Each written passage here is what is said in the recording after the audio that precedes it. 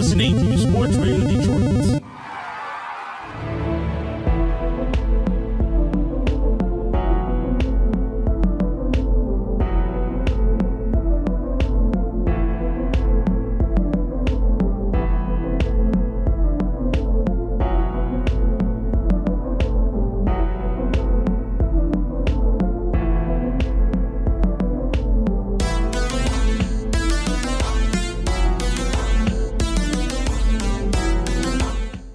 Welcome to Grave Discussions. I am Barnabas. And I am Samael. Welcome to episode number 52. This episode is titled The Host with the Ghost. Aha! And if you couldn't have guessed, or maybe you did and you're a genius, I don't know, this episode is going to focus on the ones that we listen to and love the most when it comes to horror. The hosts, of course. But don't genius live in a lamp? Sometimes, unless you rub them out. Oh, that was innuendo. You gotta rub it real good. Oh my God! Yeah, and then you Stop get three. My virgin ears! And then you get 3 wishes. So anyway, we're going to talk about that a little later on in the show. Of course, we've got some other great segments and movies that we're going to talk about as well. So be sure to stick around. As always, though, we do have to give a quick shout out to Sports Radio Detroit, our gracious hosts. Sam, why don't you tell the people where they can find Sports Radio Detroit? They can find Sports Radio Detroit on Instagram, Facebook, and Twitter. Just search up SRD, that's Sports Radio Detroit, not Detroit Sports Radio. There is a significant difference, my friends. Not only in the order of the words, but just like the entity itself. Yes, we're superior to everyone in quality and in quantity. Thanks, Sean Connery. You're welcome, young man. Okay, so anyway, what's going on in the world of horror, Samael? Well, unfortunately, there's a Dave Franco horror film coming. I don't know, you're not excited by that at all? Dave Franco is such a fucking douchebag. I don't know. I mean, at least he comes off that way in the movies he plays. So you tell him what's going on. I mean, James Franco can be a huge douchebag too, but he's like a pretty. But nice he's guy. James Franco though, like, you know. Yeah. No, I hear it. He can do whatever he wants, basically. When he's a dick, he's funny. But when his brother's a dick, it's like, man, I hate this guy. Like in it was 22 Jump Street. Yeah, he was. Oh man, he was the most annoying. He is coming back and making his directorial debut with a horror film titled The Rental, and it's got Dan Stevens and Alison Brie as the main stars. So it sounds pretty cool. It sounds like more of a thriller, probably like a home invasion thing about 2 couples who rent a vacation home for like a weekend. So I'm assuming that there's going to be some creepy guy that doesn't come off as creepy at first, and then he's going to like fuck with them. Or there's a witch living in the walls. That would be cool. That would be dope. Yeah. I'm just thrown off by the whole like horror thriller thing that it specifies, you know? Or what if they just like snap and start? What if like the husband fucks the other dude's wife and then also vice versa? Like they fuck each other's wives and then they both find out and then it's just like a bloodbath? Like that some jealousy insane stuff? Whoa. That's an idea. Yeah. Yeah. But I don't know if that's what's going to happen in The Rental, but I don't know. It sounds pretty cool. I'm kind of interested that Dave Franco is also writing the script with Joe Swanberg, who's like kind of a indie hipster director guy, you know? One of them. Yeah, he makes a lot of like micro budget movies. So I am interested, but there's no release date or anything like that yet. So I'm just going to have to keep an eye on it, I guess. When James Franco comes out and makes a horror movie, though, yeah, I'll watch it. Because that apocalyptic movie that he was in with Seth Rogen and Jonah Hill and everyone, that was dope. This Is the End, I think. Yes. Yeah. My favorite part was when Jonah Hill gets raped by the demon. Yeah. I mean, not to laugh at rape, but that part was funny. If it's Jonah Hill and a demon, then it's funny, yeah. Yeah, I think so. That interview that he gave like right after was hilarious. But hey, let's move on. The Rental coming out by Dave Franco. Next up, Dario Argento. Uh-oh. We haven't heard that name in a while. The last movie he did was utter trash. Was it? That Argento's Dracula. Yeah, I basically tried a Dracula reboot, but it was super weird, and it was not good at all. Damn, that's fucked up. Yeah, I think that was like 2017 or something. I'm not sure. But Argento did something like Pretty recent too. Not like I meant this century recent on Masters of Horror, right? Yeah. Jennifer, wasn't it? Yeah. Yeah, That that one was was him. really good. That was really fucking good. That was fucked up. Yeah, Jennifer was awesome, but that was like 2004 or something. Ever since he entered like the 2010s, not as good of a track record, but he is coming out with a new project, which he's saying is a film divided into 8 episodes. So it sounds like he's either doing like a cocky, like, you know, like here's my movie with like a prologue and an epilogue. Like here's an 8 fucking hour movie. Like the house that Jack built, like some crazy shit. But so it's either that or he's doing an anthology. I'm leaning more toward like the first thing, but it still sounds pretty cool. He said, we have 2 or 3 titles, then we decide, and the protagonist will be a woman, and they're going to shoot it in English. So that's pretty much all the information that there is. Well, the protagonist should be a woman. That's what makes a lot of these, like, if he's going to make a Giallo style movie, that's what makes them interesting. I don't give a fuck about, Blade in the Dark is a different story, but, because dude was right. But I don't care, some asshole running around, someone's trying to kill me. Like, get out of here, bro. Like, kill him, be a man. Yeah, I mean, overall, I like his work, so I'm pretty pumped by it. I still gotta watch. I haven't seen Opera yet. I feel ashamed. Me neither. I know. Gotta watch it. I really feel ashamed. I've seen like all the screenshots with the woman with the forks, and stuff, and I'm like, how have I not watched this movie yet? But it was kind of hard to find for a while, so I just didn't watch it. But you have Amazon Blu-ray, yeah. Thank you, Amazon. Yeah, thanks Amazon. But let's move on from that one. Once we have more info, we'll let you guys know. Another name that I personally really like a lot is also coming back with a horror film, Robert Rodriguez. He's still pretty prominent in the horror community, even though he does a lot of he did like Desperado, Once Upon a Time in Mexico, like those action like Mexican movies. And he also just directed that Alita Battle Angel thing that Billy Blair is in. Oh, he's in. He directed it. Oh shit. Yeah. It was like a $200 million budgeted movie or something. And now like that. this one is $7,000. Yeah, he's making a return to horror again with a $7,000 movie, which is basically his budget at the beginning of his career. So he's going back to like that, I'm assuming. Damn. But this one sounds cool. It's called Red 11, and basically I'm gonna describe this. Imagine being like a drug tester. You know, so this guy is basically that. And the movie essentially just revolves around that character, like navigating around this like medical research center or whatever. And I don't know, it sounds pretty interesting. There's also a poster. I don't know, that $7,000 budget's kind of like, yeah, it's gonna look super low budget.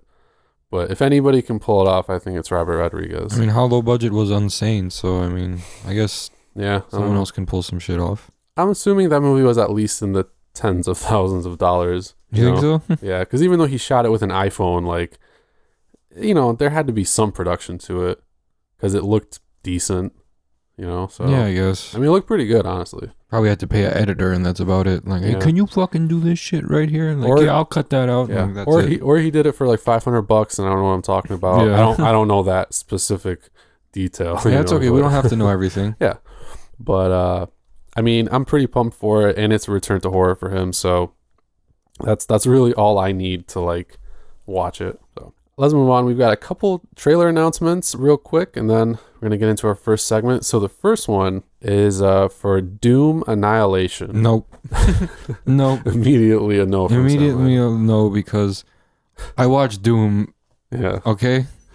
That's all I'll say. So I've watched Doom. It might be helpful to know that this movie has no connection to the original like Doom film remake at all. Okay. Oh, this is like something else? This is totally different, yeah. This isn't connected to that. The Rock is not coming back. Is it by New Line? No, I don't think so, actually. This one is like a pretty Isn't New Line gone? Kinda. I think so, yeah. Isn't now like just like Universal Studios? I don't know what the fuck's going on with the... We're film fans. I'm not fucking production company fan. I don't give a shit. Universal 1440 Entertainment is the production company of Doom Annihilation, but it's like a subsidiary thing of Universal Pictures. So it's still a pretty big production company. Okay, so Universal, yeah, like I literally just called that. I was like, Universal as a joke, and then boom. Okay. Yeah, there you go. So yeah, crap. I can already feel it. Yeah. It's like, imagine right now if fucking let's just say Universal was like, yeah, we're gonna remake Jason. Like it would be some dumb shit like Jason X. Like Yeah. Well, that's why the whole actually I'm not sure if they did all the like the Mummy with Tom Cruise. Did they do that? I know it's a Universal thing, but I think they did. I think they did. Yeah. You know what needs to happen? From now on, here's how like the only people that should direct horror. There should be tryouts, right? Okay. And one of the critiquers is like fucking what's his name, Simon from American Idol. And if your movie he doesn't think it's good, you can't be a horror director. Like, and that's it. There needs to be like a really really thin line, because I don't give a fuck if you're hired by New Line or Dimension Films or fucking Universal. You're probably going to ruin something horror by making it just super. I don't know why I think this, but like anytime like any of these movies are made, like I think just Spielberg. I don't know why. Like when a horror movie gets put mainstream and it's just like boom boom, and there's like yeah, and I'm just like Spielberg. Because you know at the end of Paranormal Activity 1, Spielberg told them to add a scary fucking face, and that's. I mean, I can't talk too much shit because he did direct Jaws, obviously. But that was a long time ago. Yeah. We still got old directors that are stuck in their head, like they think, well, just look. Oh, absolutely. Like, yeah. You know what I noticed too, like, and I don't know if you've noticed this. I watch House on Haunted Hill, Urban Legends, a lot of these '90s movies, and even that Witch House. They'll have a shot of someone from the side talking, and for some reason the camera keeps tilting like to the side. Have you noticed that about '90s movies? Kind like of. They always like tilt. Watch. Doom Annihilation is coming out. No! Follows a group of space marines as they respond to a distress call from a base. So it's basically like the origin of Doom. No! I don't want it! I will say that the practical effects look pretty decent, but it still doesn't look that great. So I don't want that! Well, you don't have to. Okay. Okay. But this is coming out fall 2019. There's no specific date yet as far as I know. The next trailer is another new Charles Manson thing, because why not? We need more. Oh my god. Next. But it does look good, I will say. It's called Charlie Says, releasing May 10th in theaters and on VOD. And it's got Matt Smith, the last, I believe, Doctor Who. No, he was like the 10th one or something. I don't know. I don't watch Doctor Who. But anyway, he was Doctor Who. But yeah, he's in this as Charles Manson. But the movie kind of focuses more on the aftermath with flashbacks about the 3 women who got incarcerated and survived the whole thing afterwards, So it looks really well produced. The actors that they cast are great. So I am kind of looking forward to it, but I'm not like a super big Manson guy or anything. Yeah, I'm not either. I've already seen Wolves at the Door, so it's kind of like, all right, I've seen enough Manson. We've seen The Strangers, which was loosely based on the Mansons. We've seen Jackals and all these cult movies, and I'm just done with real serial killers. I've watched enough. I watched both Ed Gein movies as a kid. I watched the Bundy movie. I watched the Dahmer movie. I watched the fucking Gacy movie. They had some lower key ones back in the day, and I just don't care for real serial killers. Honestly though, as long as Netflix keeps putting out those stupid documentaries that everybody just fangirls over, they're probably going to keep making those movies too. But yeah. Kill me, Mr. Bundy. Why? Why would you want that? Yeah, I don't.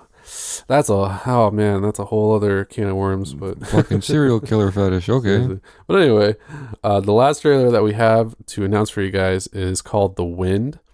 It's directed by Emma Tammy, and it's being labeled as a horror western, so I'm kind of immediately interested, because I saw a movie about vampires in the Wild West, so I'm not surprised anymore.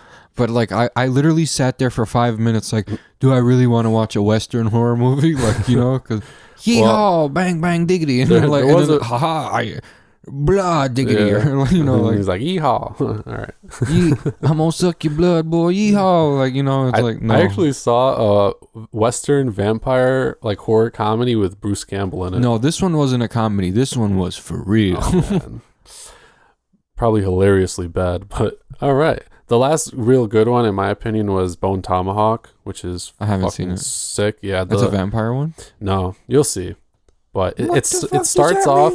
I'll say it starts off kind of From Dusk Till Dawn-esque. You don't really think of it as a horror film, but like the last part is fucking crazy. So anyway, The Wind is coming out April 5th in theaters and on demand, and it's very like vague. Basically, it just states it explores an unseen evil as it haunts the homestead in this chilling folkloric yada yada yada. But yeah, it takes place in like 19th century, America, like on the frontier and shit, and it follows this one couple, and this woman's, I guess, thinks she's hearing stuff and seeing stuff, and it seems kind of in the vein of like the Babadook, I think it was compared to, and like kind of those slow burn movies like The Witch. I don't have a problem with those. Yeah, no, I like those usually. But if you are interested in it, April 5th is when it comes out. So, Samael, let's move on now. In our next segment, we're going to highlight a cult classic horror movie and kind of give a retrospective and our thoughts on it. And we're going to do so in this week's Cult Corner. Welcome back, boys and ghouls. In this week's Cult Corner, we have a pretty dope movie, Tales from the Crypt, Demon Knight. One of my favorites now, ever since I watched it. I watched this for the first time, I think it was, 2 or 3 weeks ago? Something like that, yeah. And I didn't know what to expect, but I was not fucking disappointed at all. This is one of the more badass movies that I've ever watched. Have you watched Bordello of Blood yet? Yeah, I watched that, and when I watched it, I think I told you, I realized I had already watched it, because I think I watched it with you here, like 2 years ago, Yeah. like when I was still injured, because I remember that scene where they get into a coffin and they drop down the... Yeah. We literally watched that, like, recently. They kill all the vampires with the squirt guns and shit. Yeah, we watched that recently. I don't know why it gave me Fright Night Part 2 vibes, though. Kinda, yeah. I think it was a lot on the part of the female vampire Lilith. Yeah. And also, I guess just the general cinematography, the visuals to it seem kind of similar. Both Demon Knight and Bordello of Blood are guilty of using the same stupid camera technique where it's looking at two people from the side having a conversation, but for whatever fucking reason the camera wants to start tilting. Why? Yeah.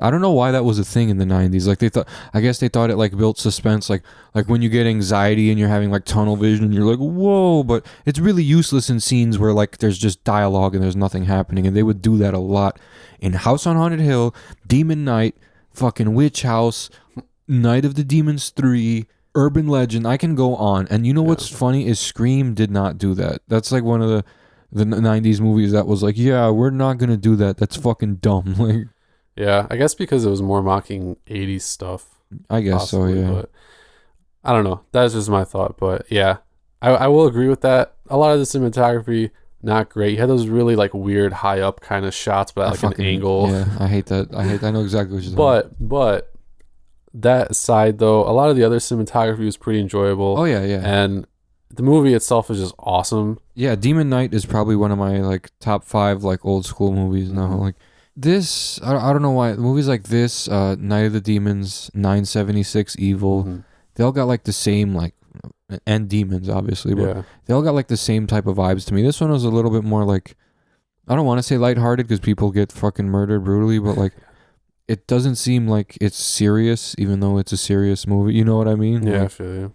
I don't know, like, somehow, like, it takes itself seriously, but at the same time, it's like a really laid back film. Like, I don't know how to explain it. That's how a lot of the Tales from the Crypt stuff kind of is, because one, you have the Crypt Keeper as the host, which we'll get into more in our main segment. But it not only has him, who is he's a humorous, host, as most of them are.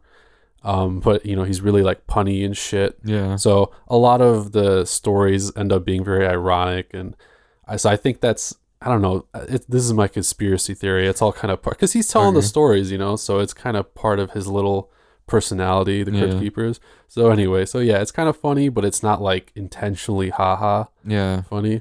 But then you have Billy Zane as the collector, and he just naturally is very charismatic and like cracking jokes all the time and shit. I was surprised when I saw him. Yeah, honestly, I was like, yo, is he gonna fuck this movie up? Honestly, that's the first thing I thought. Is he gonna be the reason I don't like this movie? No, 'Cause I thought initially I wasn't, but like I was wrong. dude, honestly, he's probably like my favorite part of the movie. Yeah. You know, well, it's either that or Jada Pinkett Smith's, or I guess Jada Pinkett's. You don't fuck with Breaker? Evolution.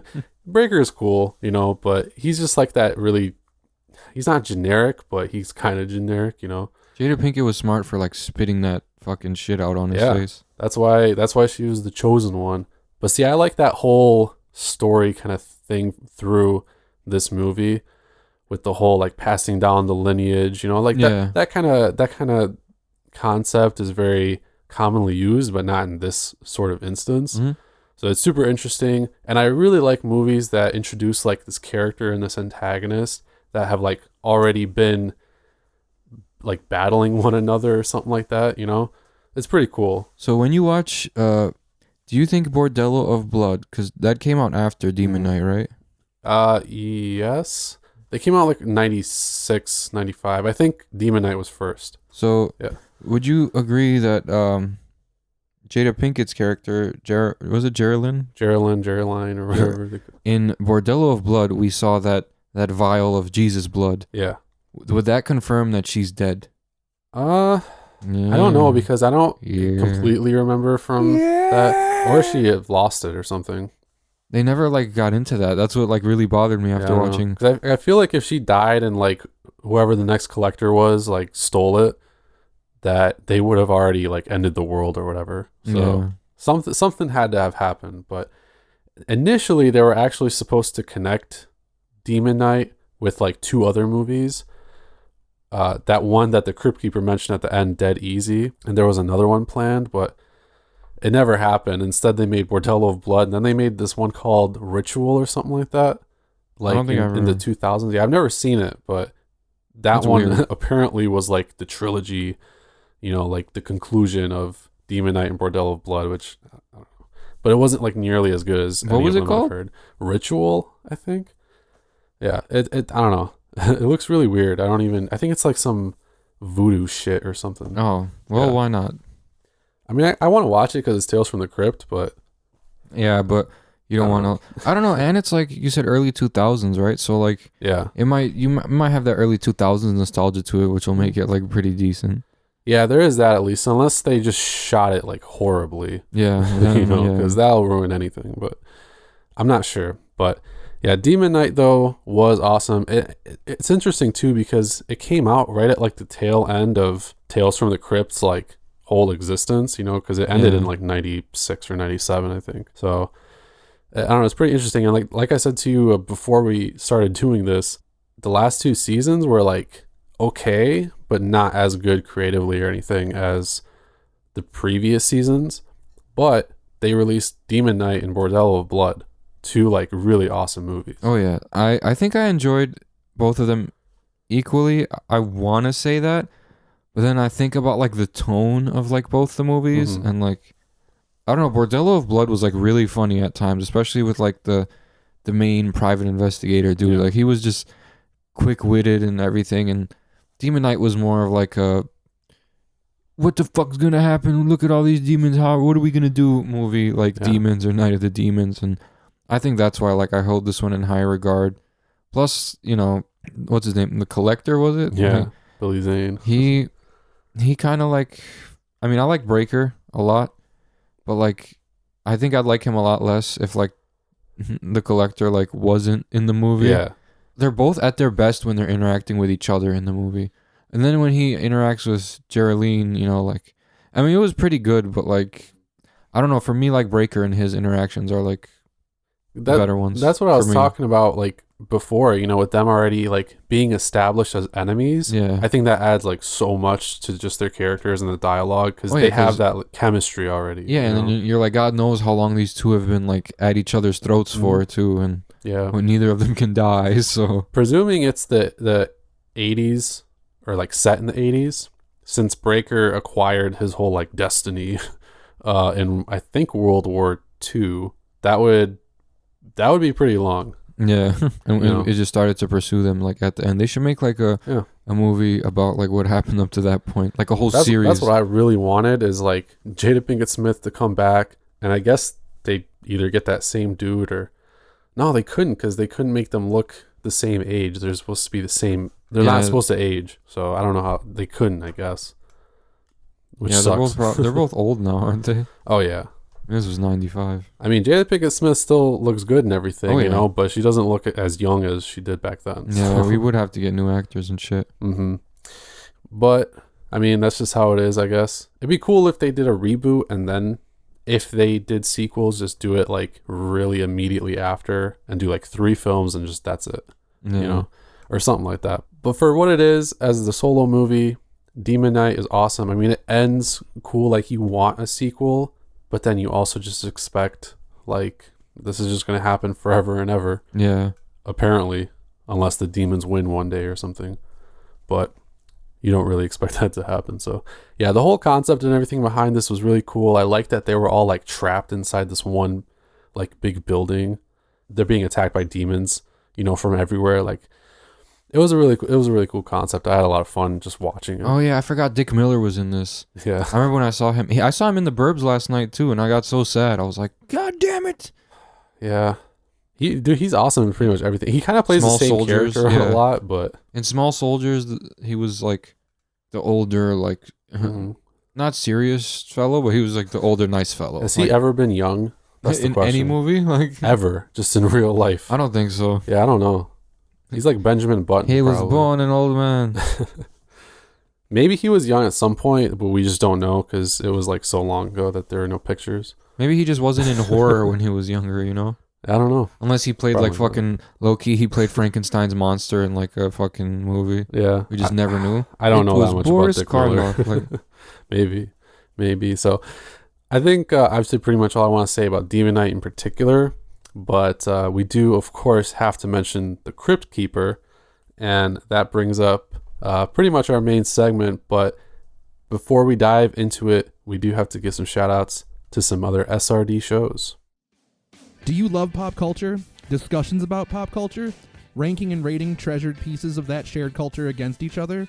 I mean, I do think Flea's a good bass player. He does what he does very well.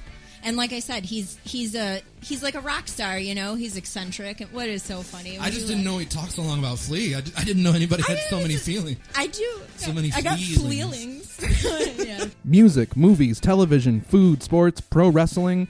We are the determination of what is over or underrated across all fields of greater cultural consumption. Subscribe and review on Apple Podcasts and Podbean, or visit us at sportsradiodetroit.com. Over Under Fair, your final word in pop cultural relevance. Hi, this is Jason Pinkham from Pucking Around and Spinning the Wheels on Sports Radio Detroit.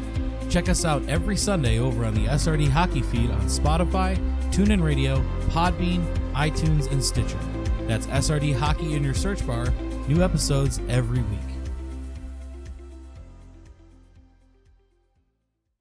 And we're back. And we're going to be talking about the Crypt Keeper and a plethora of other awesome horror hosts this go around. I really kind of wanted to, because you actually literally just sent me a photo of the Joe Bob Briggs yeah, as we were talking last about drive-in it. thing. Yep. So I was like, you know, that'd be kind of cool to talk about, because horror hosts were like a big deal back in like the 70s and 80s and stuff. Yeah. But ever since like, you know, the new century, they haven't really been around that much. Like the only nationally hosted kind of thing that was even remotely popular, more or less, correct me if I'm wrong, but it was probably like Mystery Science Theater 3000. And like that had a hiatus too, I'm pretty sure. So yeah, there just hadn't really been that many, but now like Elvira is kind of making a comeback. Joe Bob Briggs has the Last Drive-In thing. Yeah, it's coming out on Shudder soon. Yep.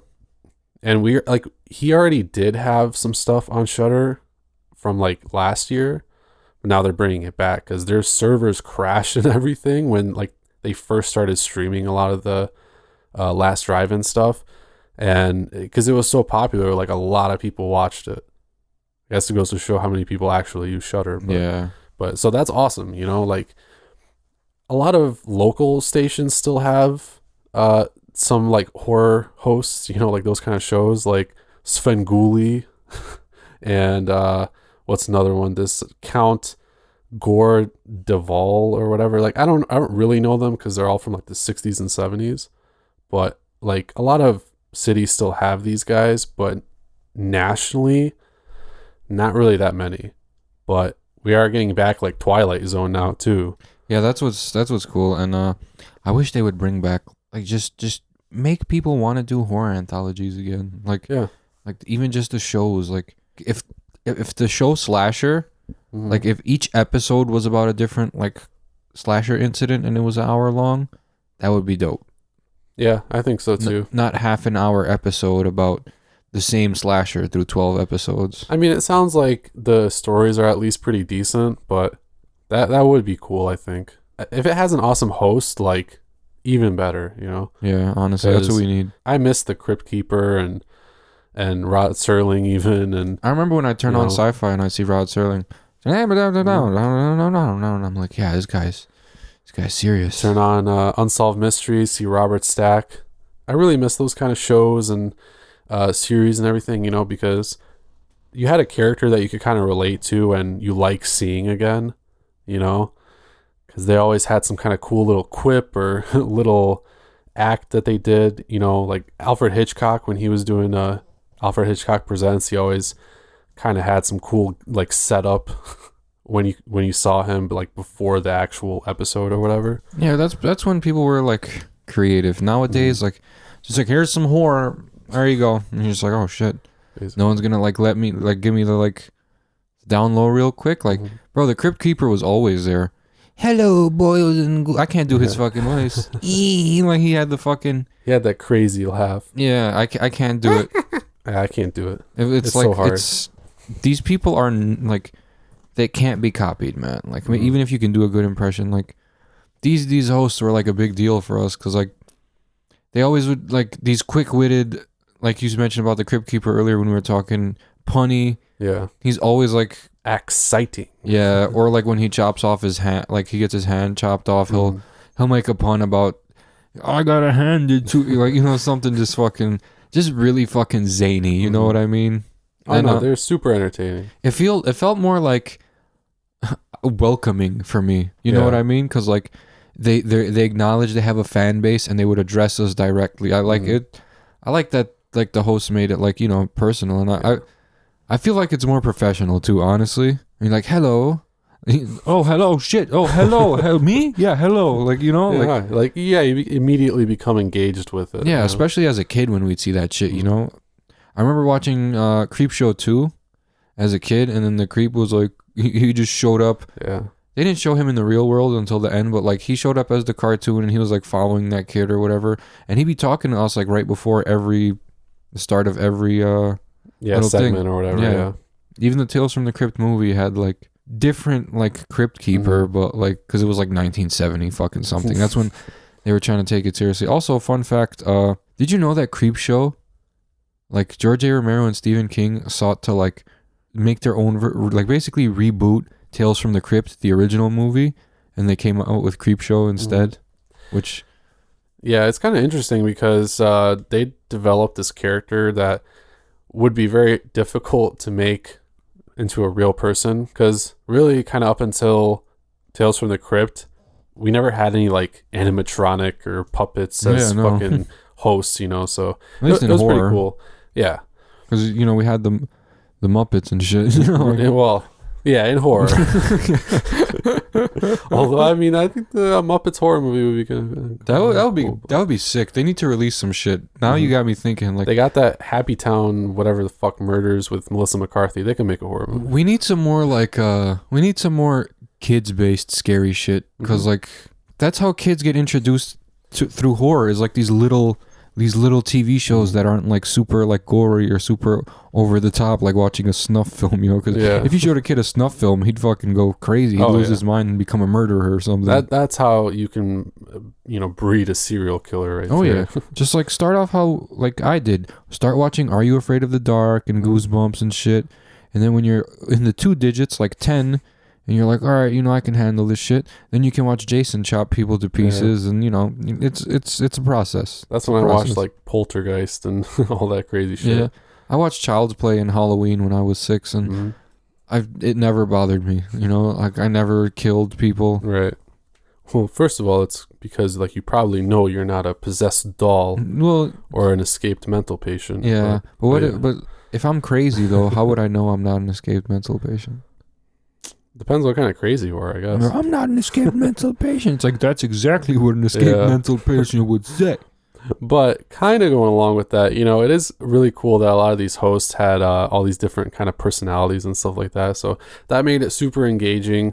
Everyone was like kind of different, but they all were essentially like, yeah, I know that you're a horror nerd, so I'm just gonna hit you with all these puns, and you're gonna laugh and you're gonna enjoy this movie, even And though he it's was shit. right. And he was right every Yeah. time. Exactly. So everybody was like that pretty much. Rod Serling and them were kind of different because they were Way more serious. yeah, but still very And then I cool. was on the moon, and what we believe to be there. Yeah, Rod Serling just kind of made you depressed. Yeah, you're because just- all you're- that existential dialogue. You're just like, why? He's like a fucking news reporter, Uh-huh. but just for fucking fake news, like aliens and spaceships and Essentially. pig lady surgeons, and That was weird. that was great, honestly. No, but I miss them a lot. So I'm really glad that like Joe Bob is still around.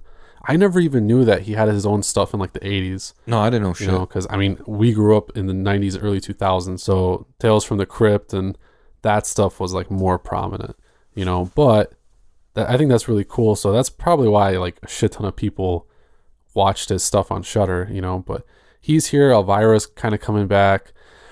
What I really want to see She's is still looking good. she is. But what I really want to see though is more like new hosts that are still creative, but you know, they're on like a national level. You know what needs to happen?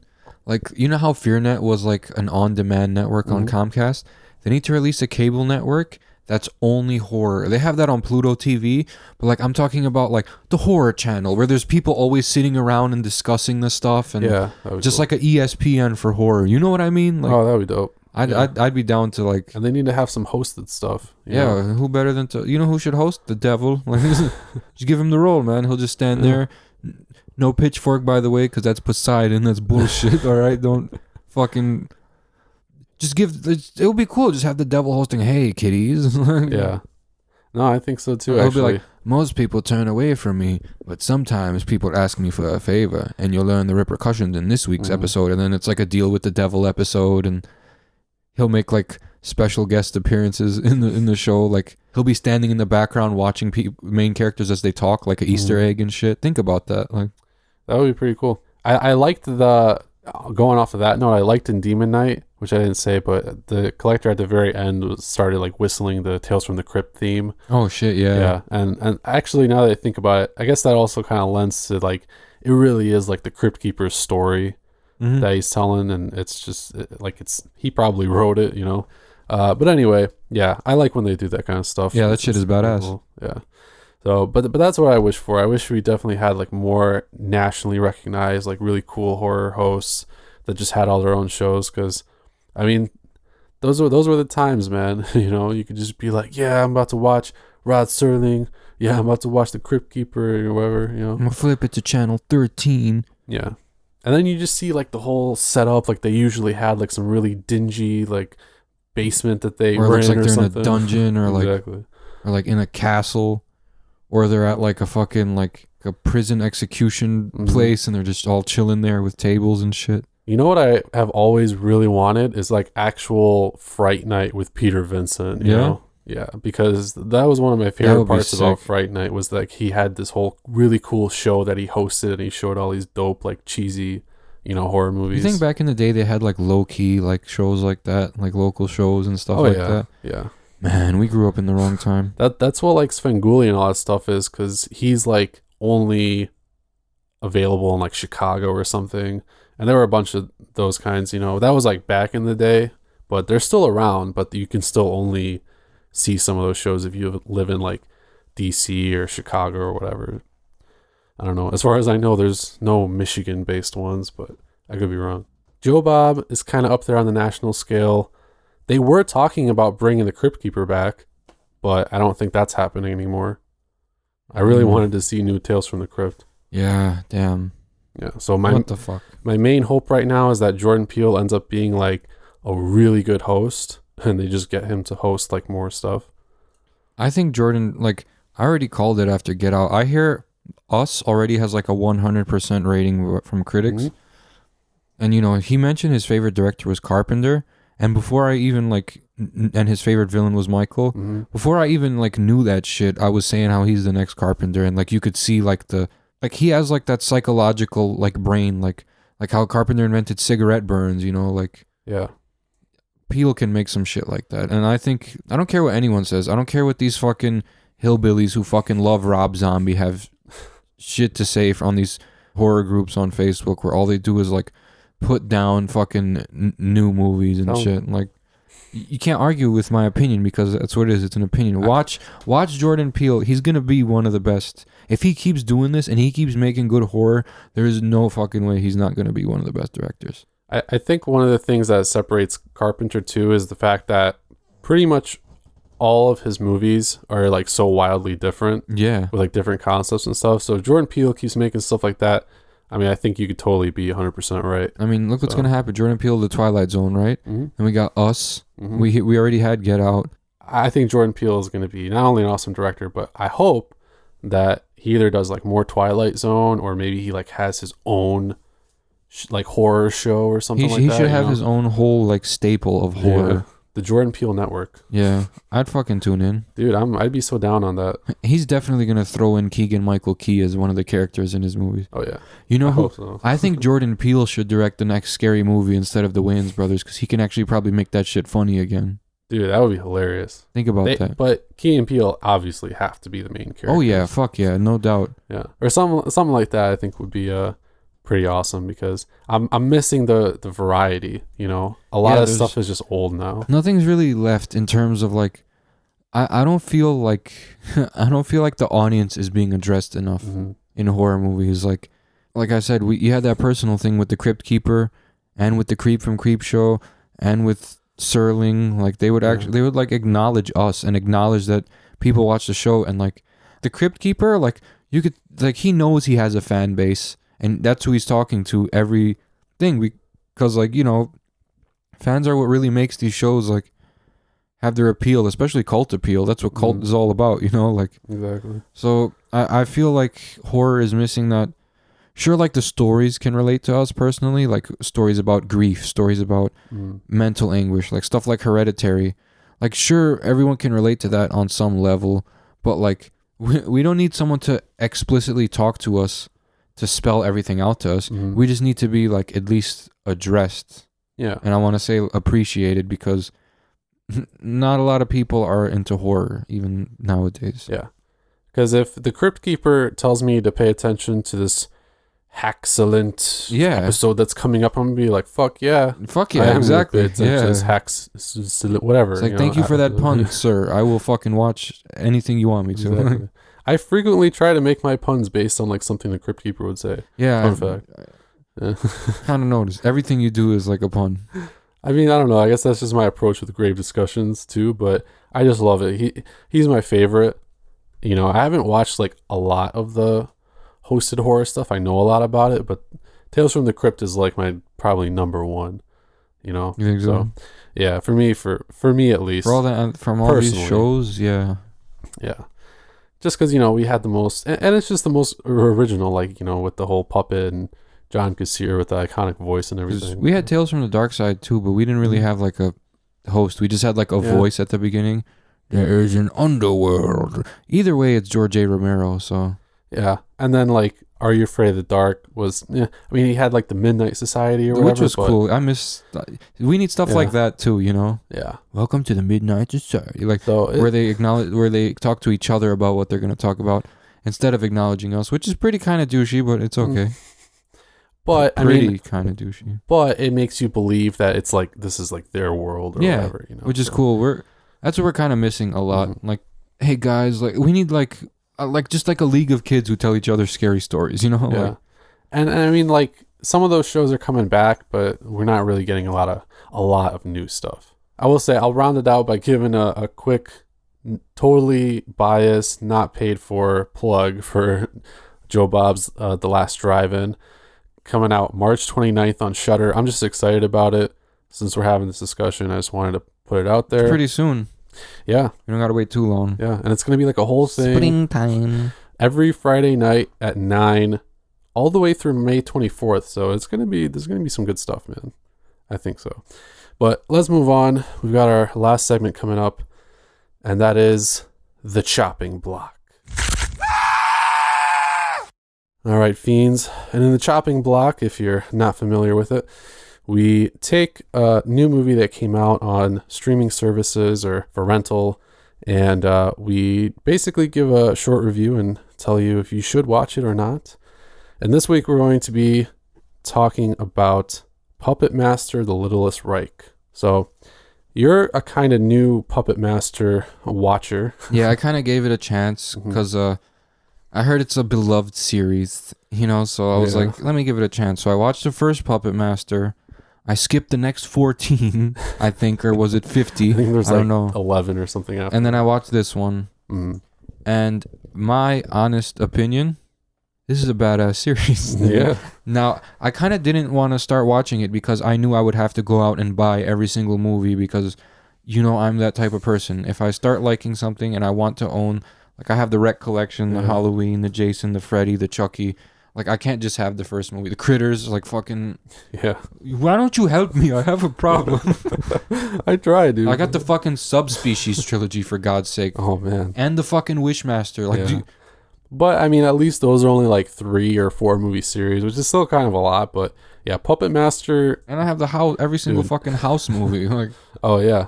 Creepshow only had 2, but... Look at all the 8 films to die for that I bought. Like, I know. There's at least 14 of them. That's more than 8. Yeah, for sure. Some different seasons, but Puppet Master, I think this was the 13th movie or something like that. It really flew under the radar, yeah. Like, hardcore horror fans, like, know about it, and most of them like it, but it's pretty underlooked. I knew about it my whole life. I just never, really gave it a shot. I didn't know it was going to be some fucking Nazi voodoo priest, man. Yeah, it gets pretty convoluted. It was a fucking necromancer or dollmancer, whatever the fuck you wanna. So I guess that's a pretty good segue into giving sort of a brief description of what it is. So this Puppet Master in particular is kind of like a soft reboot of the very first movie. I think it's supposed to reintroduce André Toulon and the whole puppet thing, to new people. Yeah. Because basically it recognizes that character and everything, but it doesn't seem to incorporate any of the other, 55 movies or whatever. Yeah, it is a pretty soft reboot, but it's still kind of concerning him and everything. So if you've seen Puppet Master before, you're like, oh, okay, I get why that's important. You know what I mean? So it's basically like that, but it does function as, I guess, reimagining, and it introduces the Nazi thing hardcore right away, which is interesting. Yeah, it really does. In the first one, we're like, oh, they're speaking German, yeah. Where's this going? We can't tell the direction of this movie, but we can only assume these are Nazi puppets. I mean, I think at the beginning of the movie, doesn't he, when he kills himself, he gets approached by the Nazis. Yeah, so there's that connection, but then they don't really talk a whole lot about it. Why'd the Nazis go after him if he's a Nazi? So I think we are all horrible people being Nazis and all, but you're a Nazi who does black magic, and we have to get rid of you. Because basically he was he was like an alchemist, and he could give inanimate things life. So the Nazis were, if you believe all the stuff that they were into, black magic and everything, I guess they were after his research and his magic and shit, because that's what Nazis do, I guess. Yeah, but damn Nazis. So he didn't want to give it to the Nazis, obviously, and it's explained more in parts 3, 4, and 5, I think, what happens. Oh man. Yeah, and then one of them is called Axis of Evil or some shit. I've heard of that one. Yeah. So they get more into it. I haven't seen anything past part 2, honestly, myself. So. Puppet Master 9.5. Where is Heinrich? Yeah, there's one specifically called Retro Puppet Master, where it gets into the Egyptian origins of everything, because there's some Egyptian mysticism involved behind black everything magic or whatever. Or yeah, so it seems like it gets pretty convoluted, but it's still like really fun Yeah. because you have kills like this. This series is so low. Like it doesn't give a fuck. No, it doesn't. It's pretty cold. It's got like a scene in the Littlest Reich where it's a pretty messed up murder. I told you about it before. Oh yeah. Yep. I won't say anything more. Just watch it. I guess I'll say that much. But it's pretty messed up. The practical effects are actually pretty good in this movie still. Oh yeah, badass. I thought Thomas Lennon was fucking dope. Yeah. I just didn't expect to see him in this movie. Yeah. As soon as it started, I was like, no, him? Is he going to play the same monotone character he does in every movie? Yeah. He did. He is. He's always more in like those He's like the chilled guy. I don't know, like what can I call them? Like what's the guy's name from We're the Millers? I don't know his name, but it's Like him. those kind of comedies. Anyway, it is weird to see him in a horror movie. Admittedly, a horror comedy, but It's a brutal one at Yeah. that, though. I've never really seen him in anything where people are just getting fucking ripped apart and punched to death No. and stuff like that. So it's cool. I like seeing that. It's welcome. He was good in it. He was funny. His friend Markowitz. Oh, yeah. He was pretty funny. Markowitz was... no spoilers. Never mind. Okay. It had some other pretty good actors as well. Barbara Crampton, the legendary Barbara Crampton, come in as Carol Doreski, a security guard. She was good. And then Udo Kier, old Nosferatu himself, as Andre Toulon. So, I mean, I will say he was covered in makeup in this film for the most part. So Except the beginning. he kind of was, but not 100%. This is But true. I still couldn't tell it was him, I guess. I don't know. I didn't understand the significance of that bar scene other than the fact that hmm he was like a Nazi and he Yeah. like just hated everyone. That was like... It was just supposed to paint him as like a piece of shit. Yeah, it did. Because in the first movie, and like it established, I guess, throughout, like I said, I haven't seen like the later ones, but it seemed like he was not really for the whole Nazi cause, I guess. Yeah. But I could be wrong about that. But yeah, it kind of a different portrayal of the character. In this one, he was, I will say, definitely a lot more of like a villain. But I guess that's part of it, like kind of rebooting the series more or less. Does he get stronger as like the more people die? Because as soon as So I think the whole like premise, at least of the original franchise, is that the way that they're reanimated or something is through this like formula, and its main thing is like brain tissue or something like that. So that's okay. plausible. Yeah, if it's following the same, I guess, canon. Weird. Yeah, it is pretty weird. I'm not gonna lie, but if you kind of look over that stuff and get into the puppet murdering, Oh yeah, the puppet murders are dope, and they're like yeah, way more brutal in this movie than in the first. yeah, the advances of fake blood And like special effects. the way they like move the puppets when they're killing. Like, Yeah, back in the day, it was just kind of goofy, like and they'll just throw the puppet across the room. And this Yeah. one, they're like, what the? they had to use a lot of different camera angles in the 80s and stuff, and back in the day too, because yeah, they just couldn't. Like they could probably make them like fly up to a person, but it would look super obvious. Yeah. So they had to do these like really close in shots where it was like very fast and stuff. So in this movie, you could actually see like Blade walking around, Yeah, that was sick. and it actually looked pretty good. So That was his name, Blade. yeah, the main guy. Wasn't there another Blade? But he had one arm and no hair. Remember? Who was it? Was that the original one or something? Like, I don't know. I think that it what was that just was? supposed to be a fucked up one. and then like he like never did anything. Like, Yeah. the fuck. Because, in the original series, I mean, he looked different, but he still had basically the same Yeah, the getup trench, and the trench everything. coat, the hat, and except in the first Puppet Master, you kind of like root for the puppets, at least at the end. Yeah. In this one, they're all just assholes. Well, because in the first one, you at least think that they didn't really do anything wrong. They're just living puppets. They got, I don't know, harassed or whatever. But then when you learn that they like have to kill people to stay alive or something, that's kind of explored more in like the second movie. Then you kind of like, okay, maybe they should all burn in a fire. Yeah, exactly. But yeah, kind of. In this one though, it's not like that at all. This one is like super balls to the walls. And they're all They're pieces just of shit. evil puppets. And, Yeah. yeah. But I will say, finally, though, I do recommend this movie. It's not chopped for me. No, it's not chopped. I'm going to pick it up on 4K. Yeah, it's dope. And I'm glad that it's like a reboot, too, because if this was like the 13th movie in that chronology, I would just immediately lose more interest in like watching all the other movies. You know? Yeah, this is their 2018 Halloween. Yeah. And this is that series. This is the movie.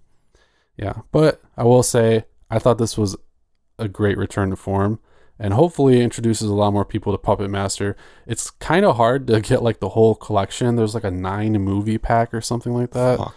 And then I think, you know, the other movies are available on streaming services or something, but it's pretty tough, man. There's like a whole really ornate box set, but I think it's like $200 or something insane. I'd rather just buy each DVD for like Blu-ray for like $10, and then that way I save like $80. Yeah, essentially. I don't care about like the artwork and extras that much, you know. Yeah, some of the movies are available. Like I think, I don't know, like part 5 is streaming somewhere or something like that. But you know, it's on Tubi tough. they have a lot, I think, and on Prime. I think they've got a few, yeah. But this one, The Littlest Reich, is available on Shudder, which we talked about previously. So if you guys have Shudder, we recommend that you go check it out. Definitely. Yeah, and you can let us know what you think about it too. We have a Facebook, Instagram, and Twitter. Grave Disc SRD on Twitter, or just Grave Discussions. And you can also check out our website, gravediscussions.net. So please contact us, leave comments, follow, like, subscribe. That way you can listen to all of our stuff when we release the newest episodes. And I think that's going to wrap it up for episode 52. Yes. Join us next week where we bob for apples. Okay, no, we're not going to bob for apples, but hey, if Barnabas is down, we might review The Clove Hitch Killer. Oh, I guess you guys will find out next week. On Grave Discussion.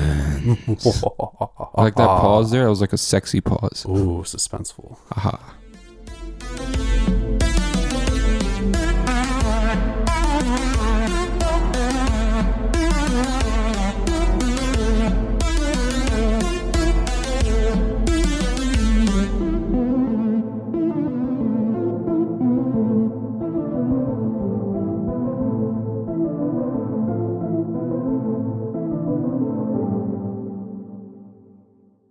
This has been an SRD production.